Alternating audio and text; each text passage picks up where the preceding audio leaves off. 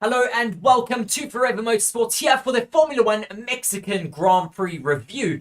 We have just finished up here in Mexico where Max Verstappen took yet again another dominant victory. But there was at least a bit of a fight for second and third here today. A lot of varying strategies, but we had our top three being Max Verstappen, Lewis Hamilton in second, and Charles Leclerc in third. Brilliant masterclass from Mercedes in terms of their strategy here today during the red flag. After there was an incident from Kevin Magnussen going into the walls, we did get a red flag. They brought all the cars to the pits. Then we had a race restart, a standing restart, where the likes of the Mercedes, some of the other drivers down the circuit, decided to start on a set of mediums, whereas the rest of the grid were going on the set of hards, which are normally the better race tyre around here.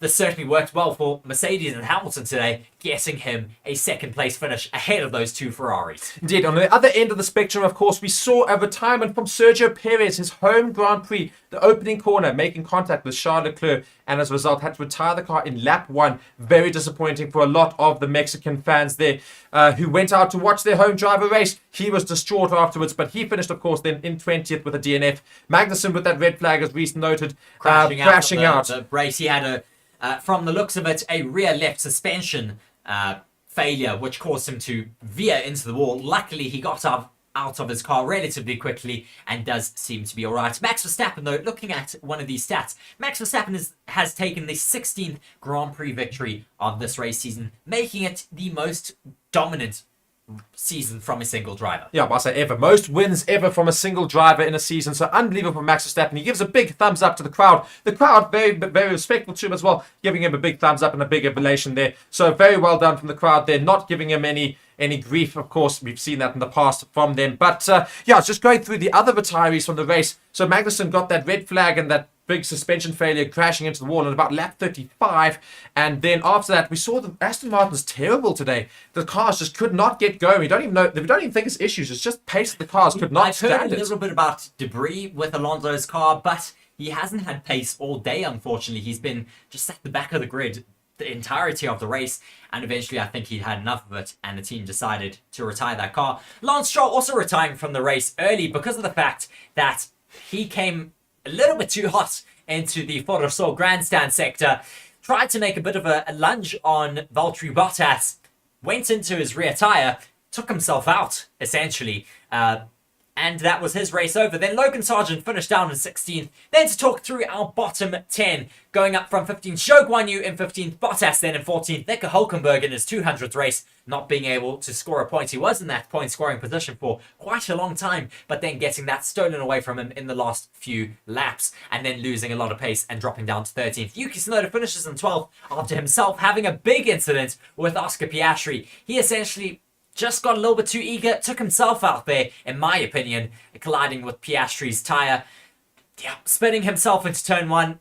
As I said there during the race, he should have just bided his time a little bit better, decided when to make that move stick, and unfortunately not being patient enough, and that was his race essentially over, finishing in 12th. Then Pierre Gasly, the first of those two Alpine drivers, finishing 11th. Talk us through our top 10 though, Mark. Yes, indeed. Then we had Ocon ahead of him. Ocon took forever to get past Nico Hülkenberg, who had a DRS train behind him for about 20 laps or so. Ocon, one of the first drivers behind that, could barely get past him until the final 3 laps, basically. And Gasly took him with ease, literally in the exact same laps. So just shows that Ocon really struggled to get past Nico Hülkenberg, though he did move into the points at least in 10th position. Alex Albon managing to get 9th position. Good race from him. Oscar Piastri, a little bit disappointing. His tyres were just very old at the end of the race there. Could not hang on. One of those drivers that got put on a set of mediums to try and finish the rest of the race. I think it was about 25 to 30-ish laps that they had to do on a set of mediums, which is a really long time compared to those hards. Yeah, so Piastri, unfortunately, did get caught out a little bit from that, so could not catch up to Danny Ricciardo, who finished ahead of him in 7th. Did so well to hold on to his position in 6th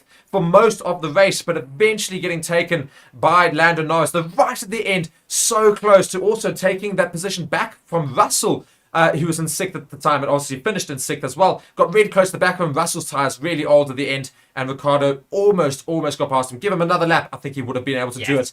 Unfortunately, not able to do so. Russell then finishes in 6th. Not too bad for him. Not brilliant, though. Lando Norris, what a race from him, though. Starting all the way down in 17th, made his way up to 5th position. Yes, the red flag helped him a lot, but he made up a lot of overtakes and certainly got our driver of the day in our poll, so well done to him. He finished up in 5th.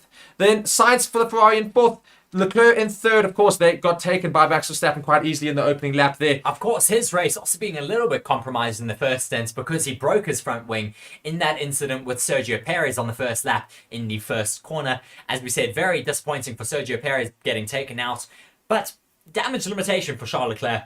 Yeah, eventually. Still having a good race. Yeah, exactly. Still having a good race. Still finishing on the podium in 3rd, so he'll be chuffed as anything. Hamilton, though, doing exceptionally well also in the Mercedes. Even though he thought the time might not last, his engineers knew better and said, "You'll be fine, mate. Just go." And he did indeed finish in 2nd with quite a big distance to the Ferraris behind him. And he's there in 2nd position. And of course, Max Verstappen in 1st, who gets even more points for the Drivers' Championship. He's going to be one of the first drivers to ever get 500 points. Yes, it could be very, very possible this season. But just looking throughout the rest of the grid, who was your standout driver for today? I think Norris, of course, we've spoken about a little bit already. But other than him, who else do you think? Danny Rick. I agree. Danny Rick. He didn't make many overtakes, but the fact that he was able to hold out ahead of the likes of those McLarens in certain parts, as well as being able to bring the fight back to the Mercedes in the end of the race, certainly was quite exciting for all of us. Disappointed that he wasn't able to make that move stick, but certainly still very exciting. Yeah, exactly. That's Daniel Ricciardo was fantastic today. So was Lando Norris, of course. But guys, thank you so much for joining us on the stream. And a big shout out to our channel sponsors, BitDefender and BOYLESPORTS. Go and check them out in the descriptions of the video. I've been Mark. Reece has been alongside me. That was the Mexico Grand Prix. Thank you so much for joining us. Join us for the next one, of course. We have our next race in Brazil next week. And Reece will be bringing shows throughout the week as well. Until then.